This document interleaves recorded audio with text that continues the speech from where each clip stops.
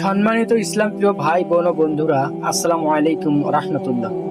চলুন আমরা এই গুরুত্বপূর্ণ এই ভিডিওটা দেখে এই বিষয়ে যেন আমরা আমল করতে পারি। আল্লাহ আমাদের তৌফিক দান করুন। চলুন দেখি। রাস্তার পাশে দাঁড়িয়ে দাঁড়িয়ে ও হয়তো বা সিগারেট খাচ্ছে। তুমি যদি মুসলমান হয়ে থাকো তাহলে তোমার মুখে কিভাবে সিগারেট উঠে? সিগারেটের মধ্যে জাহান্নামের এমন অনেকগুলো উপাদান আছে যেই উপাদানগুলো কোনো মুসলমানের সাথে যায় না। জাহান্নামের শাস্তির প্রধানতম উপকরণ হচ্ছে আগুন। তুমি তো দুনিয়ার মুখে আগুন দিয়েছো, জাহান্নামে তোমার জন্য আগুন ছাড়া কি থাকবে? তুমি যদি মুসলমানের বাচ্চা হয়ে থাকো আজকেই তুমি তওবা করো, যেটা তোমার জন্য না।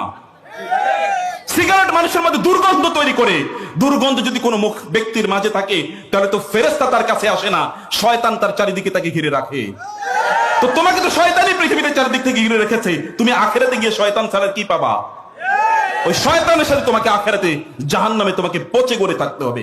মনে রাখবা, এই দুনিয়াতে তুমি সবচেয়ে তুচ্ছ সবচেয়ে নিকৃষ্ট জিনিসটি তুমি খেয়েছো, আখিরাতে তোমার জন্য তুচ্ছ নিকৃষ্ট ছাড়ার কিছুই না, অন্য কোনো কিছু থাকবে না তোমার জন্য।